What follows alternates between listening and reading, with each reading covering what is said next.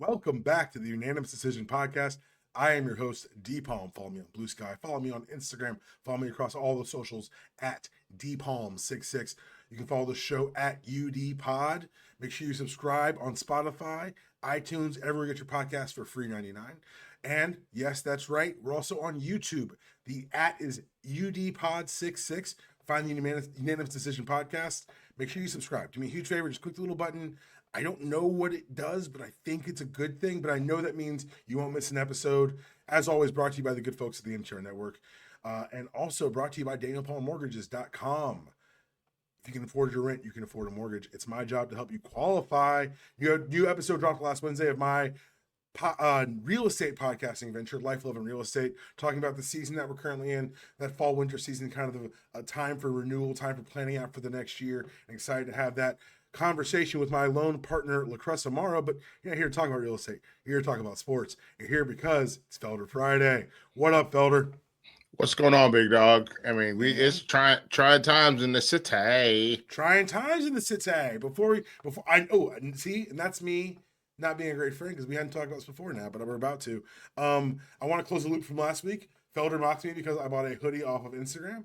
This is that hoodie. It does fit. It is everything it was advertised to be. It arrived on time. Yes. And it's going to be a great divider because black people see it and they know exactly what all these letters mean. And white people see it and say, what do those letters mean? I don't fuck with white people. No. I don't fuck with people who fuck with people I don't fuck with. I just only saw the top. Yeah, I know. I just only saw the top row. I'd have to answer a lot more questions in my house. It's like, wait a second, what the fuck are you wearing? Yeah, I just bought some diapers, which I never thought I would buy again. Our shit is fucked, dude. ICE is in Charlotte. Luckily, there's a couple things going on. Like, this is something I care about, and it's not like just because my sister-in-law is Mexican and like they run a business that's powered by Hispanic people. Like, this is a real, and I was talking to one of the moms today. I am the only man, let alone only black man, that's in like the PTA board group chat. Like, I'm in there. Boy, I'm in there like swimwear. That's it. It's just me. The rest of the people are moms and a couple teachers. And we've had my daughter, we've had other people's kids be like, where is Guadalupe? Where is Hidalgo? Where are they? Where are our friends? They're friends. Where are our friends? And it's really just trying times, and it's frustrating. But I think ICE found out. Like, do you know why Charlotte is why we're the Hornets? Tell me. Because when they came here during the American Revolution, they found out this was a fucking hornet's nest. The whole city. You don't want to be here. Right on. We don't like each other all the time, but I'll tell you what, we like you less. Yeah. And same thing with the state of North Carolina. You know why we're the Tar Heels, right? Tell me. Them boys stuck to the fight like they had tar on their heels. And I embrace that. Like, that's what I teach my kid that, and I want her to know that. She already knows it. But we are fighting. We will fight ICE. We will fight border. What border are you fucking patrolling, bitch? Virginia? South Cac, man. People keep them out. Keep them out. Yeah, if you was patrolling the South Carolina border, you know what? I'd be on your team. I bring it. Keep them out. Keep them out. But you're not. No. In Georgia, Tennessee, what? You're patrolling the Atlantic Ocean? It's the fuck are you doing? So I have the good fortune of having parents of the age cohort that they lived through the 60s. Yeah. They lived through these are the most divided times. Nah, man, they were shooting leaders in the 60s. This is not the most divided time. But these motherfuckers got paintball guns. And go home. What bothers me to my core is them having to watch it happen again. Yeah, it's yes, absolutely. That's like, obviously the human aspect of what's going on is not lost upon me. If you've sat with me for more than 5 minutes and conversation has lulled. I've probably brought how I feel about this country right now up. But I hate silver linings.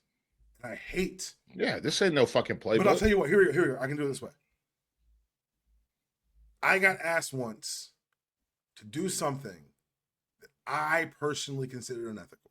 It was outside the realm of things that I found acceptable behavior.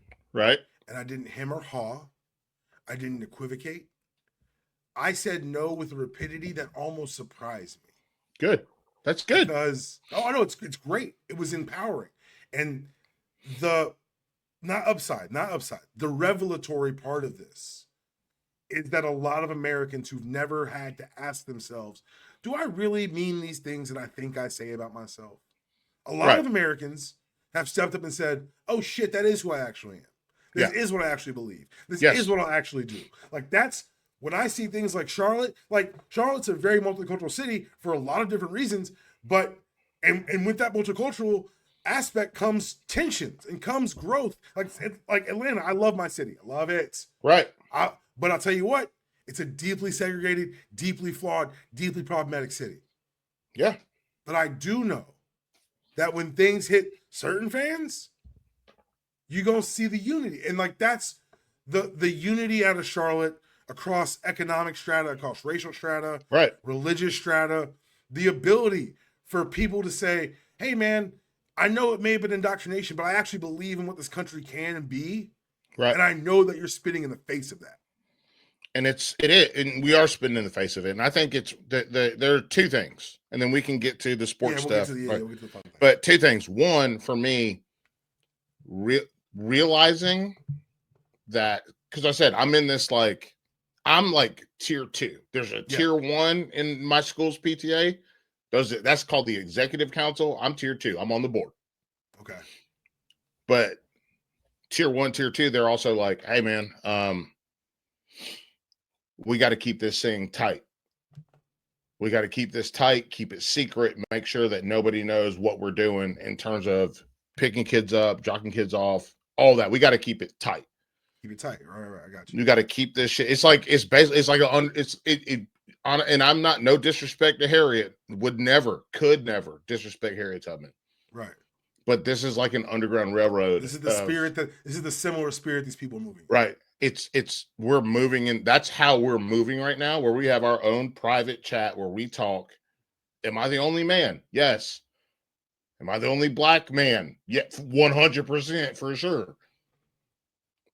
But it's literally like getting diapers to families that are scared to go to the grocery store, getting groceries for families that are scared of the grocery store. People picking. So ICE has been staking out bus stops. And it's only elementary school bus stops. Because high schools, the kids can walk to the bus stop by themselves. Exactly. Middle school kids can walk to the bus stop by themselves. But hey, real talk, just for 2 seconds. I need everyone who can hear me or listen to me or see me, just sit with what he just said. Sit with the banality and the evil of what he just said. Yeah. Really sit with what he just said. Go on, I apologize. I just want to. No, you're good. That's some shit. They're predators, and they never show their faces. They don't have any sort of a badge or anything. They're fucking cowards. And so they show up, and what they do is they wait until the bus picks up the kids. Then they run in to try to arrest the parents. Yeah.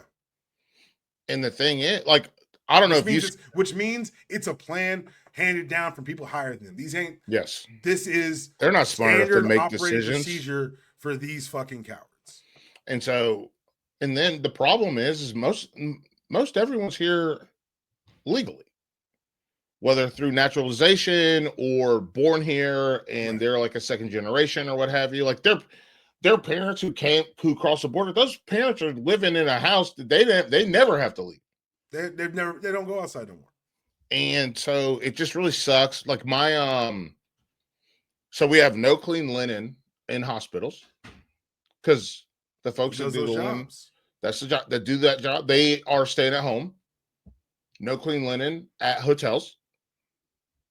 And I'm not saying that like they do like these jobs matter. They watch how fast they matter. There's a reason I put a 20 out when I stay in a hotel. Yeah. Like, that's yours. Don't tell anybody about it. That's you take it. Like, have a good lunch today. Like, whatever it is. And what we're seeing is that, and it just is very like disheartening. And then to go into, so this is the second part, to go into that group chat and being like, we have to keep this circle tight because people have emailed. And I know one of the people who's emailed, he goes to a different pool than us, but he goes to pool with some of my friends. And a lady I'm on PTA with was like, I coached this kid in baseball. And he emailed the principal and said, the signs in the parent presence looking for ice makes me uncomfortable. It's a white guy. He participates in like sports with our kids. And he said that making sure that our kid, that making sure that and we call them our kids. Yeah. That's what a community is. Yes. Yeah. He's like, it makes me uncomfortable. And we're like, how do you think they feel that they can't go to Walmart neighborhood market for fear of ICE busting them down? I want to applaud your restraint because there's a Felder that I remember who would make that man feel much more uncomfortable. Oh, they did a really good job of not giving me his actual email address. I know who it is, but I know who it is. Yeah. I know who it is. They didn't say it. Greg, I'll fuck you up, dude. Should kept your mouth shut, Greg. I'm just saying, but like it's really heartbreaking. Yeah. And I'm doing everything I can to like make sure they have, especially like Thanksgiving is my favorite holiday, dude. I think Sunday I might just pick up like 6 turkeys and just drop them off. Yeah. Like I can't. I don't know. It sucks though to like, we have this dad's group at school, right? Right. We're having this meeting on Monday. So today we're shooting this on Thursday, a little peek behind the curtain. We're shooting this Thursday to be out for Friday. But on Monday of this week, we had this meeting and it's me and the ladies and the principal.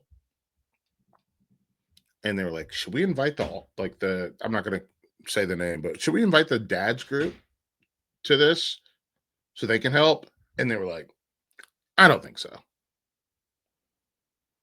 That's the sad part of it. Yeah. Because one of those dads is part of that dad's group. Yeah. And it's like, and then the dad's group had their meeting on, I believe it was Wednesday or Tuesday. And we're out there watching for ice. And these dads are just walking out like carefree, no thoughts. Couldn't give a shit. Could not give a shit. And that's, yeah. And so when honestly, yeah. And I've got my own free space I want to get into, but I do want to say this before we leave that. That's one of my bigger, like, white dads, black dads, I'm raising a young man in this society. Yeah. Like, it's going to be a concerted effort to surround him with men like you, me, Nata, like people who I know share my values and will reflect what that means to be a man. Because he's going to have other voices telling him what manhood is. And I've got my job for 18 years is going to be. It's longer than that, dude. I know, but you know what I'm saying? When the time that I know he's going to be in my house and under my roof. Yeah. It's like I watched them all walk out. Not only did they not help pull doors to let kids out of the car. Oh, that's a whole other one with me at the daycare. Not only did they not help that, they also did not help in the front all you have to do is look. Give me 10 minutes of looking to see if there's a suspicious vehicle. And you didn't do either one of those things. And it just, because it doesn't affect them. It sucks, man. It sucks real hard. And so you have to be I have to be very careful with how I talk to people and who I talk to. We had dinner last night with a family. And we had them over because I wanted to talk about it to make sure that we're all on the same page. And he was like, this is like 1940s Germany. Yeah. And I was like, we're on the same page. I trust you. We're good. Let's go. And another guy that I'm friends with, he also was like, I will be there in the morning to monitor to make sure we're good. Because it's just, and then what's happened is we got the email from some guy who said it made him feel uncomfortable. Like, again, how do you think these fucking families feel, dude? Yeah, these children. These babies. Babies. How do you think they feel? And then we had signs that were set up that had QR codes for like learning your like rights and using due process. Somebody came and took them all out, which is wild. You took away the signs that help parents be able to get resources and some pro bono lawyer work for families if they do end up getting detained. They took all those signs out. Like an individual or the school? And no, not the school. The school is on our side. No, like someone drove at night, overnight, and took all the signs away. Some racist.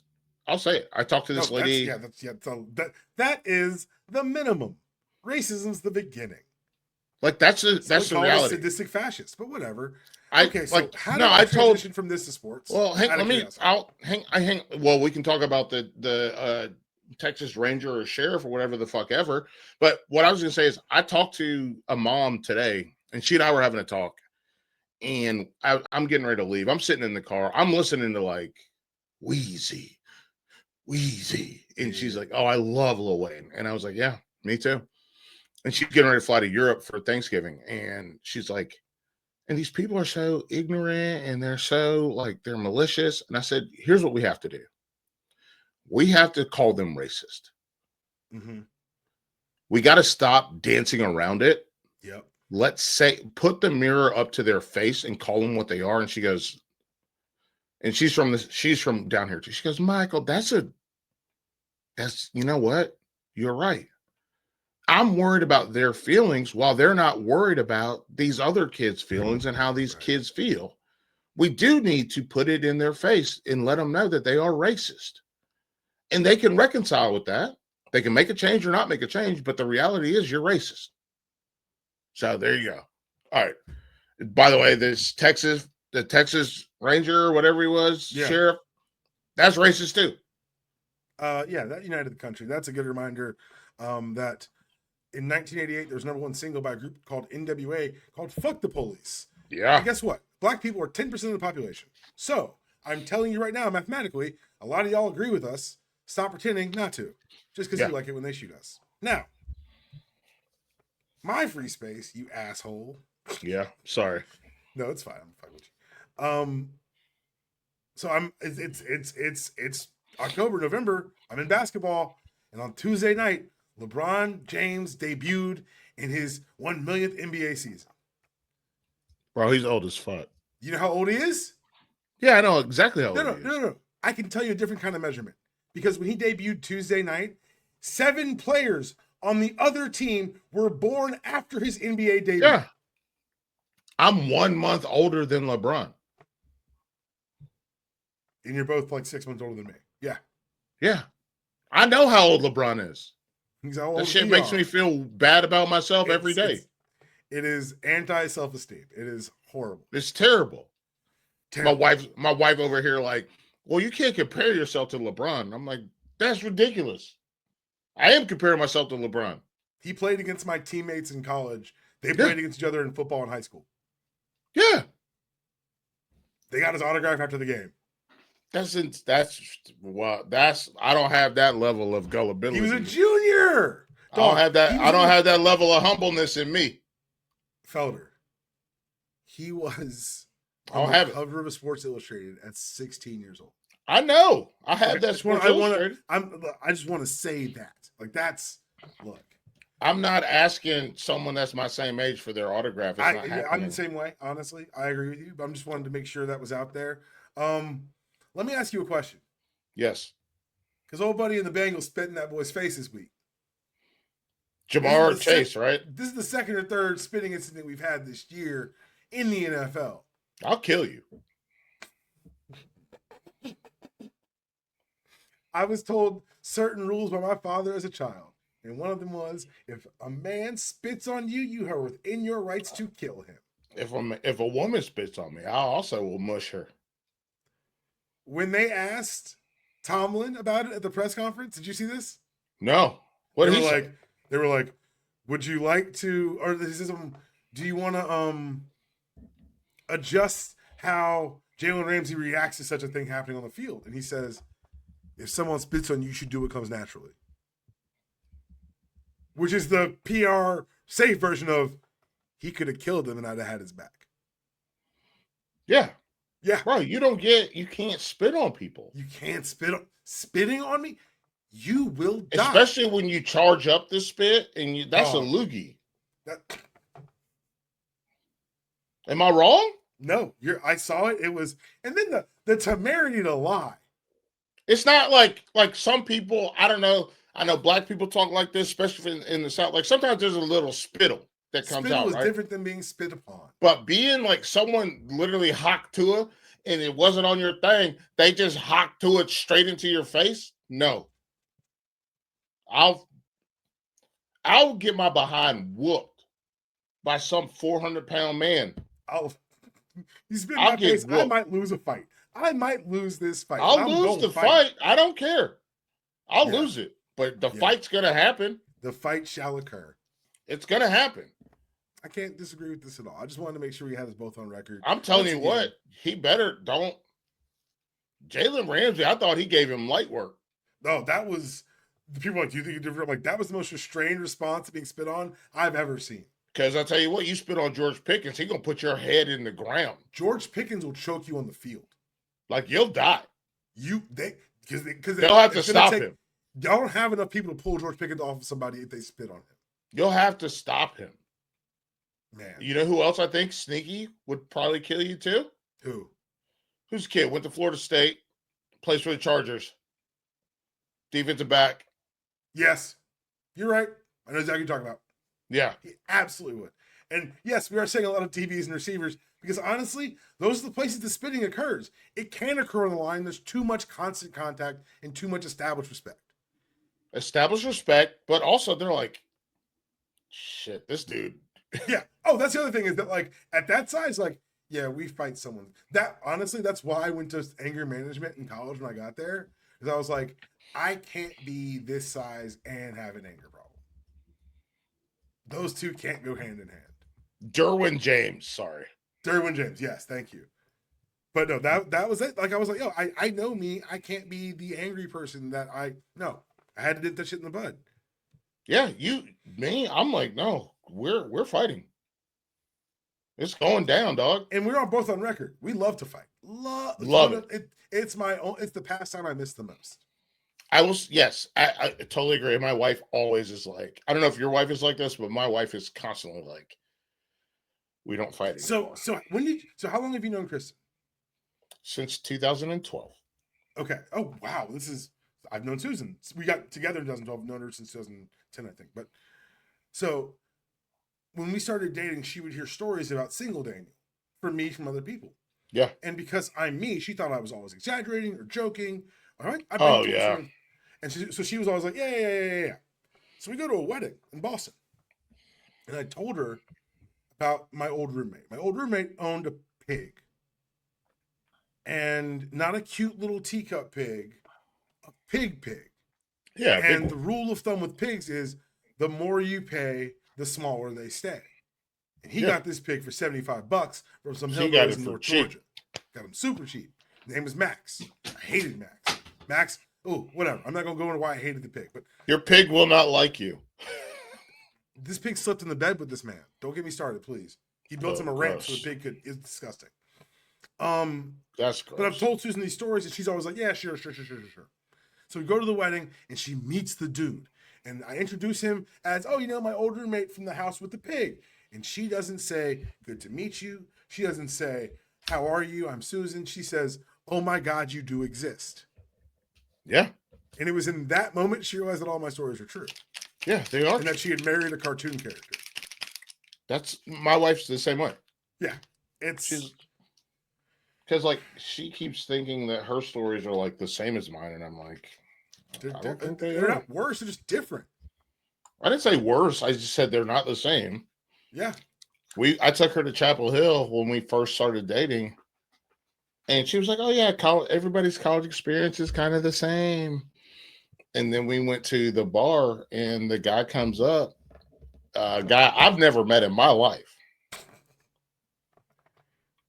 He said, "I'm supposed to bring this pitcher of beer to you. You're Mike Felder, right?" I said, "Yeah." He goes, "You're a motherfucking legend." And my wife looked at me like, "Is this a real thing that's happening?" And I was like, "Yeah, that's my life. I'm a fucking legend." Can we talk about Georgia now? Let's talk about him. Whoop that ass. Whoop Dude, that ass. What did I say last week? Belt to ass. Belt to ass. I'm telling you, like, I love them. I think that this team is I think they're I think they're really good. Like, obviously they're gonna beat the wheels off of Charlotte. But I think that this Georgia team, and I could, you know who I want to listen to every day? Kirby Smart. Oh my God, that man will talk. Hey, you don't run from hard, all you'll find is more hard. Woo! Dude, we don't come here to get, you don't come here to get a check. Like, I know he's giving them checks. Yeah, right? The check's coming. Yeah, that's not why you're here. But you're here because you want to hurt somebody. You want to be great. No, you're here because you want to hurt somebody. Fuck that. But the greatness comes with hurting. The greatness comes with the pain. Football, look, hitting motherfuckers is going to take you very far. And they hit people. Yes. And it literally, Texas looked like they were like, "Hey, Hammer, don't hurt him." Hey, man, this is the third time in a row. Spencer put this on during the game. Does it feel like Georgia hits Texas harder than everyone else? I think Kirby really doesn't like Sark for some fucking reason. Because they were on staff together, right? They never worked together. They never were on staff together? Never worked together. I bet him and Nick Saban had some talks about Sark, though. That's probably true. I think I think he knows that this guy lives in a world like this. I try to do good analogies, so I'm going to try one. Right on. Sark has, like, they eat out of crystal every day. Okay. You know what I'm saying? Yeah. Like Waterford crystal. Yeah. Sark got cast iron, baby. Or smart? Yeah. Did I say? Oh, I said smart. I said smart. You said Sark. It's good. You're good. Don't worry about it. Smart got cast iron. Right. So smart Kirby. Let's just do that way. Make it clear. Kirby has dishes that will destroy your dishes. Mm-hmm. That's a great analogy. They like. Does your Waterford look good? Yes. It's great. It's beautiful. It's gorgeous. And expensive. It's expensive and it's good, right? Mm-hmm. So you get that check and then you get the Waterford. Maybe you get a Tiffany lamp that has the multicolor. Nice. And then Sark walk in and guess what? He had to pay a lot of money for his shit too. But guess what he could do with his shit? Bust your shit wide open. He could just bust it wide open. Just destroy. Like if you throw one of Kirby's fucking pans and it hits that lamp, your shit is done. Over. Game over. Wrap. Oh no. And then you think it's an accident, and then all of a sudden he's just hitting all of your mugs and he's like, yeah. And it's like, that's what we do. Hey, and I paid for all of this. I paid for it. Your shit is Waterford crystal. And it's all over the place now. And guess what? You ain't gonna be able to put that back together, dog. No, you have to buy a whole new Mine, guess what I'm gonna do with this one? This one? I'm gonna eat off it tonight. And guess what? I'm gonna give it to my kid. And then my kid's kid is gonna have it. Because, hey man, tough last. Tough last. And if you're not gonna be tough. Can I go second thing here? Tough last and authenticity plays. Yes, absolutely. Because that's why Sark is going to go to the NFL. Peace out. Gone. Why stay? You've proven he can't do it. You couldn't do it. Proving you can't do it is a good one. I also think that being in this furnace for him, it's a lot. It's too much. Timeout for most of them. Because most of them would Chip Kelly left to go be OC at the Raiders. It's like, I don't want to do this anymore. what the job has turned into. Yes. Like a guy like Kirby, who was there as it was changing, is uniquely positioned for it. It's going to be interesting to me who the guys who come up after him in that class. Oh, Kirby loves this shit.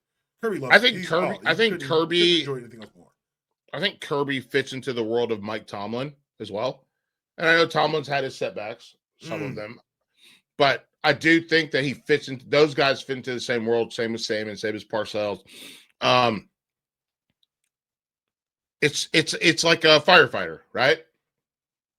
You either have it or you don't. You want to run into that building and make it shake, and like you want to run. And there's most of these people don't want to run into that building.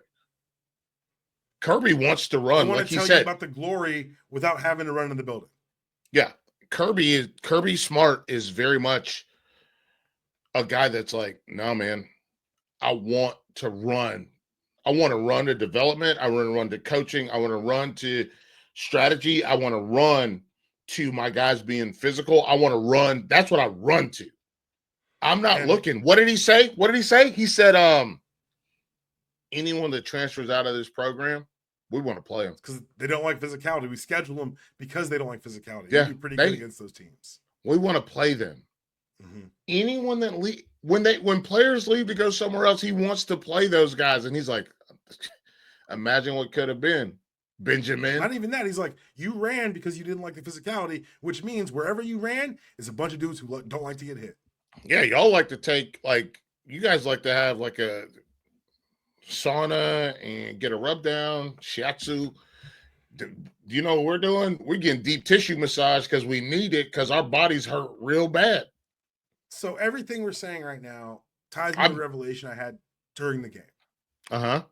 Because in the fourth quarter, after the onside and after this touchdown, I realized as things were winding down and it was settling in that they go whoop that ass 3 times in a row. Yep. I didn't even really enjoy. I didn't feel like, you feel. You didn't feel any joy from that? I felt a little bit, but it was deadened. We've got a quarterback. I felt joy. We've got a quarterback who, talent-wise, is not going to be setting worlds on fire. Sure. A defense that hits like a motherfucker. We've got Kirby Smart running the defense with help. And I'm not feeling good after a top 10 win. Oh my God, I'm 2010 Bama. When did this happen to me? Didn't they win the national championship? But guess what else? We've also turned into the Kirby Smart's rehab school for coaches who can't coach good because Billy Napier was at Georgia practice yesterday. Yeah, exactly. Is this what's happening? First of all, you're just turning into the school that gave you the coach that you needed. Saban. This is the Saban rehab school brought east. Yeah, this is the Kirby Smart School for Wayward Boys. That's the kind of thing that is really cool, like really wild about this sport, is that the heir apparent to Nick Saban is in Athens, Georgia. Yeah. And I said this to Jamie on the last podcast. That motherfucker 49, man. Bro, he going. That's crazy. He's gonna destroy people. And Sark's trying to leave. He can't get out from under it quick enough. And we've all heard the rumors, and for me, that speaks to the health of a program. Is, do you know who your coach is going to be? And it matters less for recruiting because now NIL is such a big part of it, and these systems are kind of enveloping coaches. But if you go, hey, resources, track record of winning, and if you have the talent, you will be in the NFL.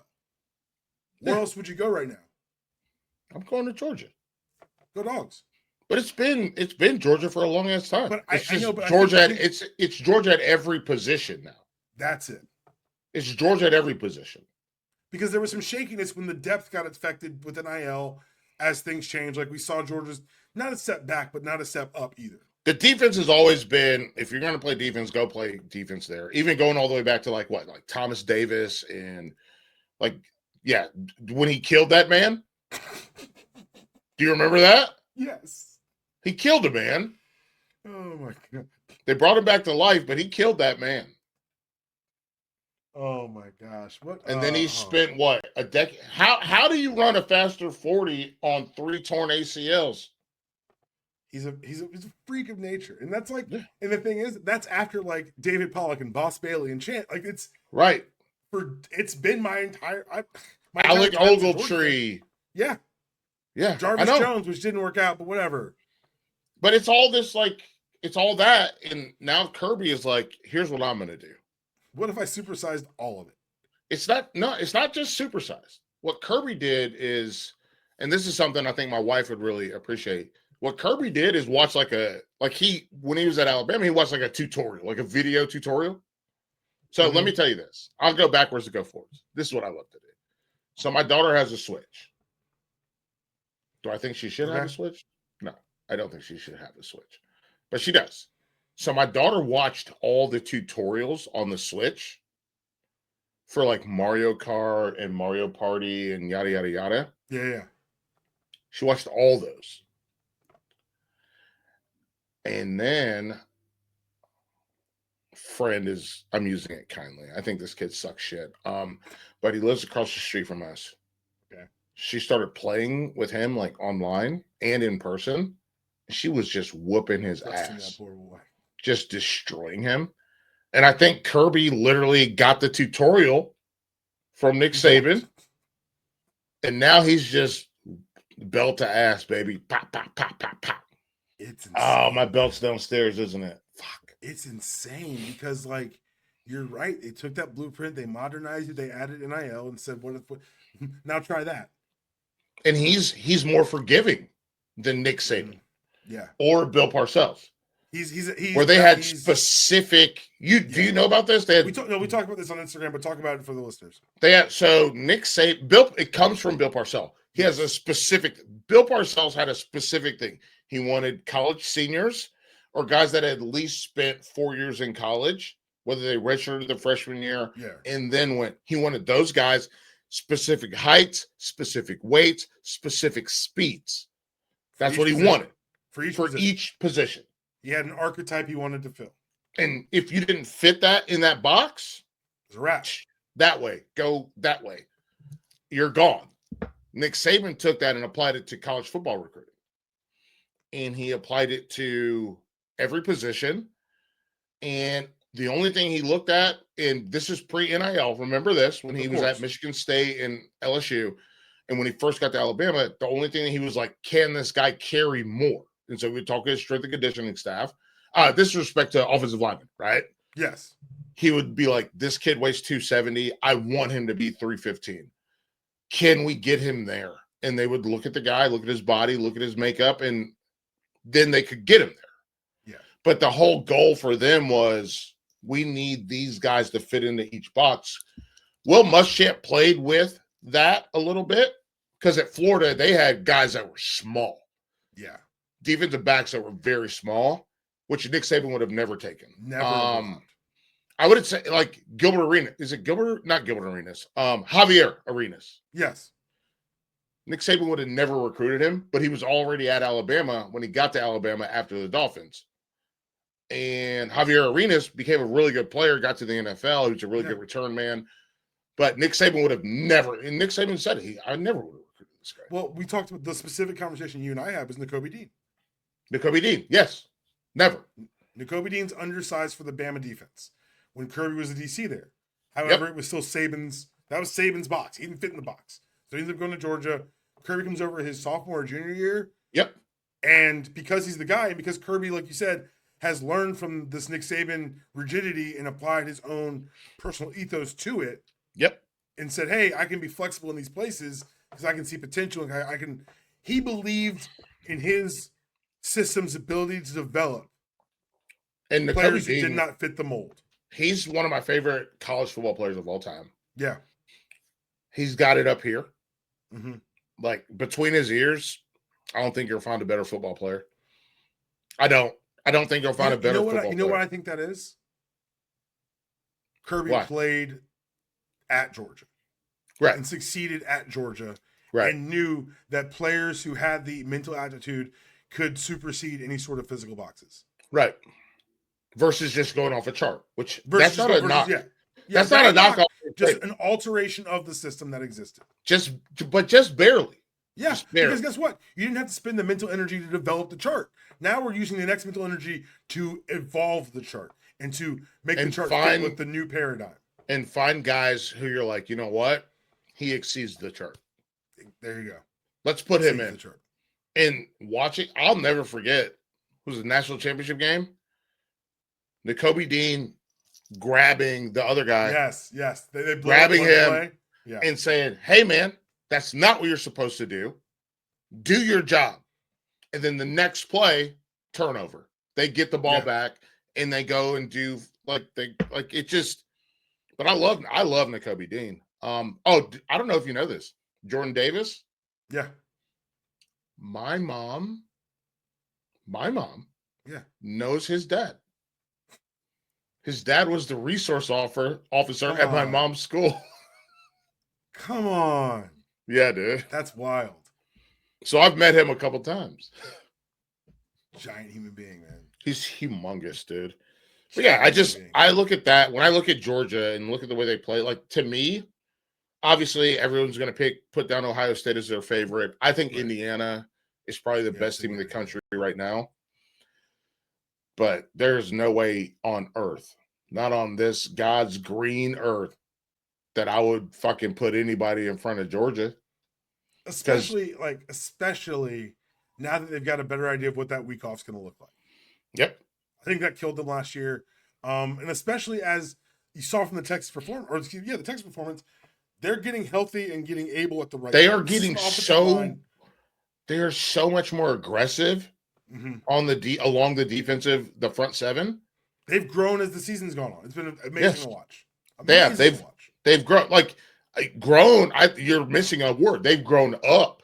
There you go. Like, these are men playing football now, and they're good at it.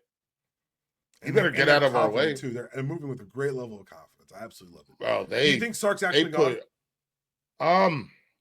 Like, we joke about it because, I joke from a Georgia perspective because to have that stability of a Kirby Smart in this sport right now is insane. Like, I'm very lucky as a fan. But for Texas, that's a great job. Nominally hasn't actually produced anything in the last 30 years. But do you think that 2005 says, let me go get this Titans job. Let me go coach Cam Ward and be out of here? I don't know. Because I'm also dealing with it with Bill Belichick. I wasn't going to bring him up today. I honestly wasn't. I don't give a shit. What's the difference? Hey, how was that cheerleading competition? Bro, that's the fucking lamest. Like, when I have to go to those things, like dance recitals, not from my kid don't dance, she swim. Okay? Don't get it twisted. We play sports. This is just track and water. Got you. Good enough. When I have to go to my niece's dance recitals, I get to watch her dance for what, 3 minutes? 3 minutes? 2 hours on there? 3 minutes? And she has to do makeup changes, and I'm like, this is ridiculous. And she's a 25-year-old?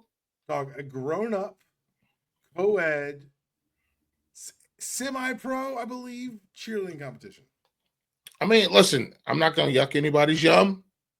No, do you get it in? Have fun. All I'm saying is my team's supposed to be going to a bowl game. We got 2 games to win. We just lost to Wake Forest.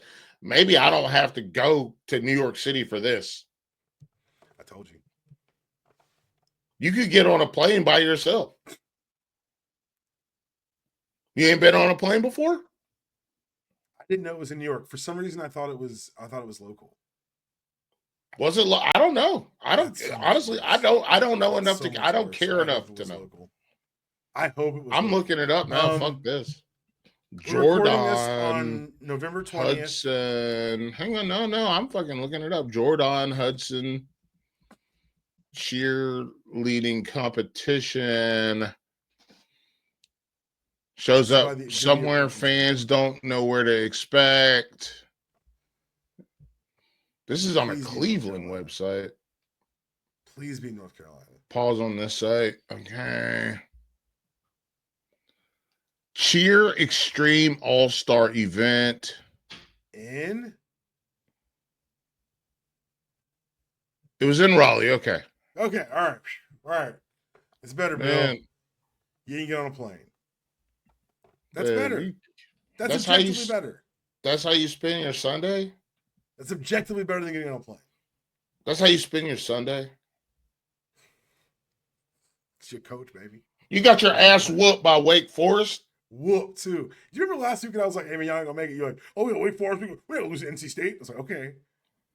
You got your ass whooped on Saturday, and then you had to go do this on Sunday? He got to go do that on Sunday. Wait a second. Who did film? What time was this event? Did he skip Sunday practice? Dude, I don't. Is there a bye week? What the fuck? Now No, I'm it's no bye week. They got Duke and NC State back to back. Then what the fuck's he doing? Okay, you know what? Good luck and God bless. Because you don't keep him. Yeah, that's what I'm saying. Unless the Giants take him. The Giants didn't want him before they said they didn't want to be there. It's so wild. But they kind of want him now. No, they don't. They do. No, okay. You and I have heard talk to different people. We have talked to different people. That's correct. Lane Kiffin the rumor is that Lane Kiffin was given an ultimatum. Free relationship advice to anyone. Once you've given someone an ultimatum or received an ultimatum, that relationship is over. What was the ultimatum, though? To decide by Egg Bowl. Okay, because that's what I also heard, that he has to make a choice. Yes. By Egg Bowl. I didn't say ultimatum. The Egg Bowl deadline is the one that keeps coming up every time I hear it. Just sign the fucking extension. He's not going to sign it because he's leaving. To go where? To go to fucking Florida. When? When he's done. If they make him sign by the Egg Bowl, he can. This is the man who left Tennessee for LA under the cover of night. Nothing is beyond Lane Kiffin. This is the playoff, and they can win. Lane Kiffin, you don't seem to understand. Lane Kiffin doesn't give a fuck. Oh, I know he doesn't give a fuck. He's a mercenary. I love that about him. And if Florida hits his number, he will say, fuck Mississippi. I never want to be here with your Brown Lake anyway. I liked FAU, or at least I was near the goddamn water. I will say this. I love Lane Kiffin.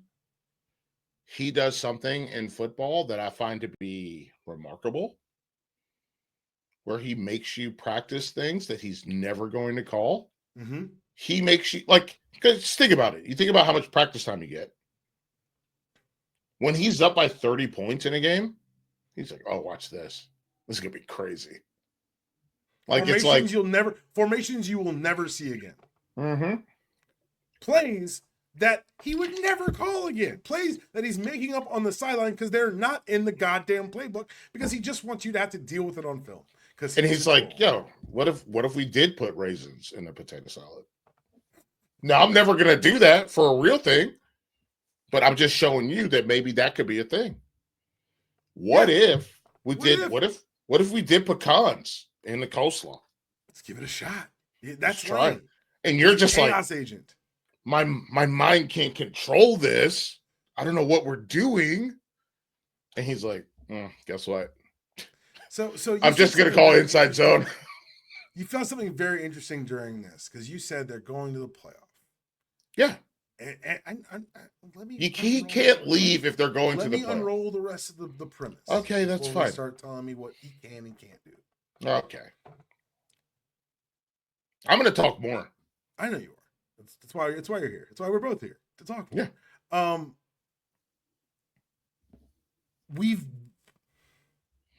That doesn't matter as much as it used to, because we've watered down the concept of what the playoff means, because we have 12 goddamn fucking spots now. And now you have people arguing over 13 and 14, which is what we both said was going to fucking happen. The playoff has ruined this sport because it's just about making the people in suits, these rich white fucking men, more TV money. It's not about a true champion. We've all been lied to, and the sport is worse because of it. Now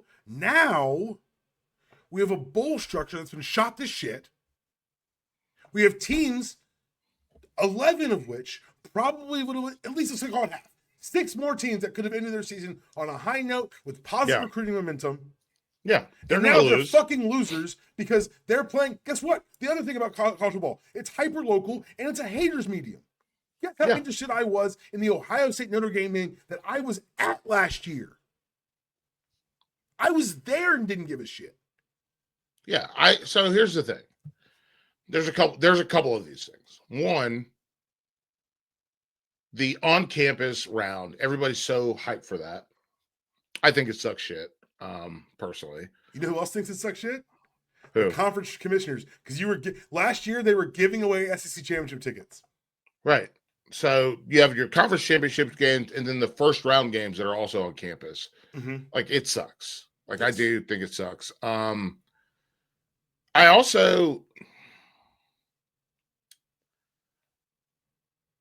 make forcing this entire thing into basically kind of NFLizing the whole thing. Mm-hmm. That's not what this was supposed to be. And I watch college football. I was talking to Wayne Cook and Wayne and Roddy Jones. We do this mega show for Learfield, and we talked off air. We talked about, like, Wayne went to the Sun Bowl, and Wayne was like, "That shit was wild, dog. We had a good ass time." I went to the Continental Tire Bowl, bro. You can see that's my Continental Tire. Hang on, let me move it. Michael Felder, Continental Tire Bowl. That's me.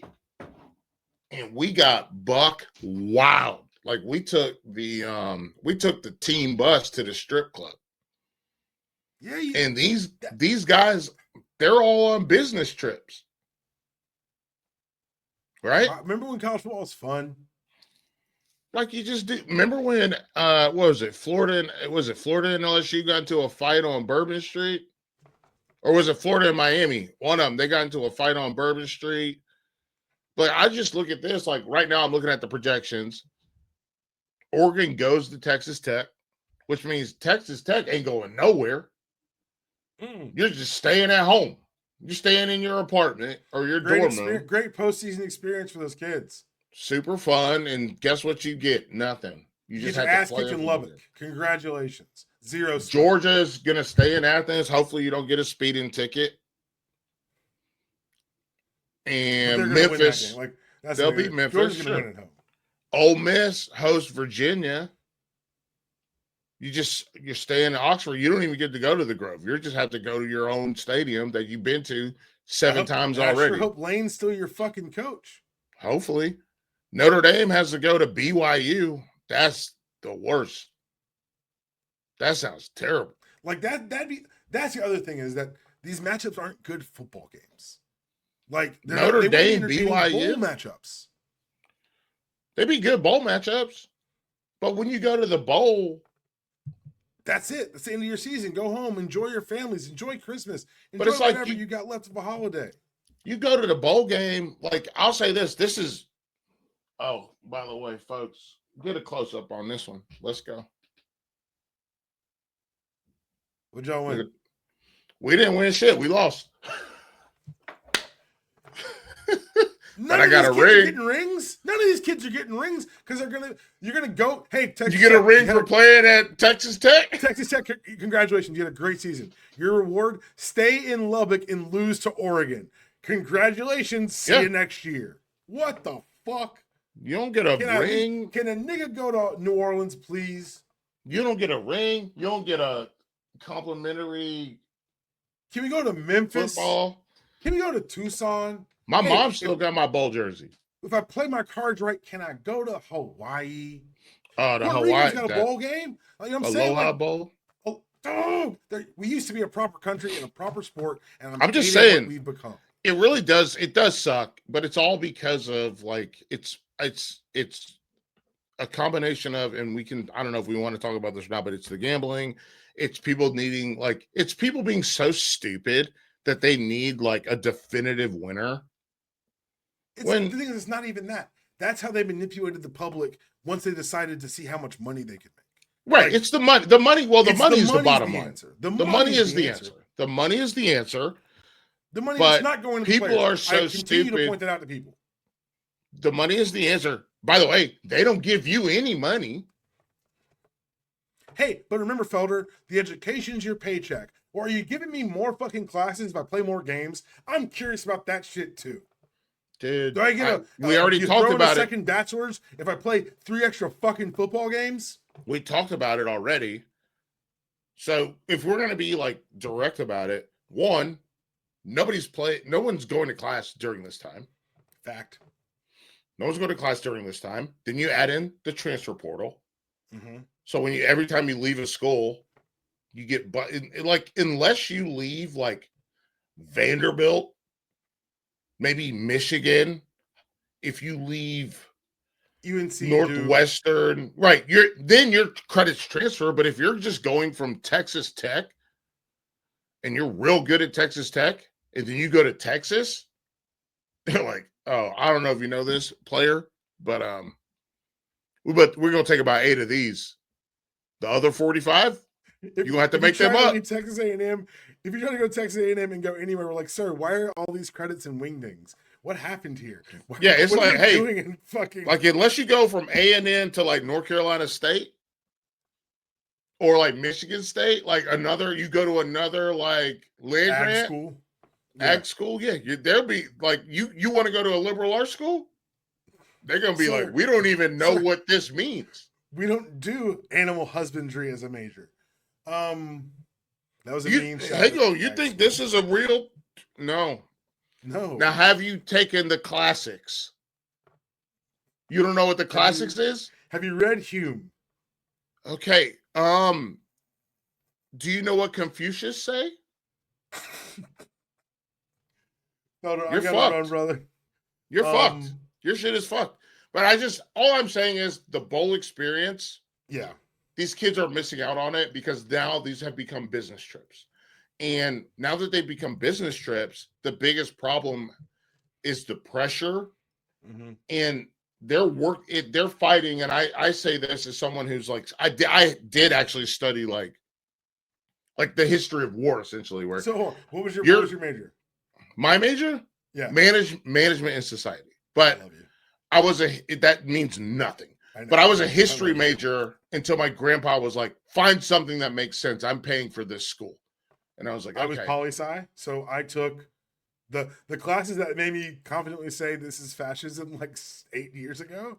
Right. And I was like, I took a class called War, Peace, and Strategy. I audited it my junior year. It was a graduate level course, took a pass-fail. And it's been so relevant to everything that's happened in this country. I was a history major for 2 years. I was a history major for two hard years. Those were the best grades I ever got in college. Yeah. Because I like that. I liked the material. And I cared about the material. Yeah. And so what you learn is it's really hard to fight it. You can't, no one has ever won a 2-front war. Ever. And what we're seeing in college football is a 3-front war.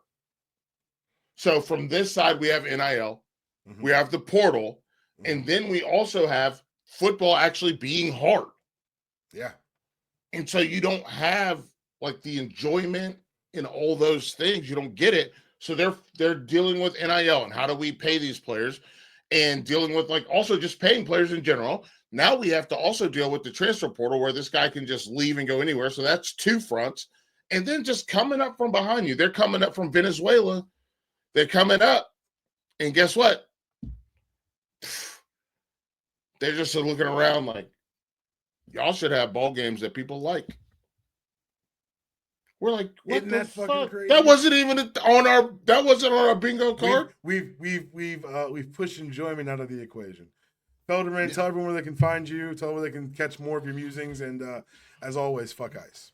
Yeah, fuck ICE forever. Fuck them to hell for real. Same thing with Northwestern. As a school, staff, record label, as a motherfucking company, fuck Northwestern forever. You don't get to treat the people that survived Katrina like that. So fuck you. But you can find me at itsfelder.substack.com. You can find me on X at, what is it? In the Bleachers. And on Blue Sky, same thing, In the Bleachers. And I'm just hanging around, man. I'm just doing my thing. And if you get a chance, check out The Blueprint with Ed Reed. Just so you know, I picked out all those plays. Nasty sons. Putting that hat on. Love to have it. This again is UD Pod. We're brought to you by the MTR Network. Follow us across all the socials. Make sure you subscribe on YouTube at UDPod66. Just if you're listening, just pull out. You're on your phone, you asshole. Just open the YouTube app, go over to this shit and hit subscribe. And I'll leave you the fuck alone. I won't leave you alone. I'll still have this part of the episode. You get to see my face. You get to see Felder. You get to see Felder. He gets to point at things in his office. It's exciting for everyone. I'm You mad can watch tired, Felder too. Google sometimes, which is very funny. But as always, brought to you by I know how to use a computer. No one said you didn't out loud. I'm also brought to you by DanielPaulMortgages.com. If you can pay your rent, You need to get better lighting. It's my job to help you qualify. Make sure you check out my other podcasting venture, Life, Love, and Real Estate. New episode dropped last Wednesday, talking about the season of home, community, and preparing for 2026. That was your show. There is no outro. I do need better lighting. Talk to you guys next week.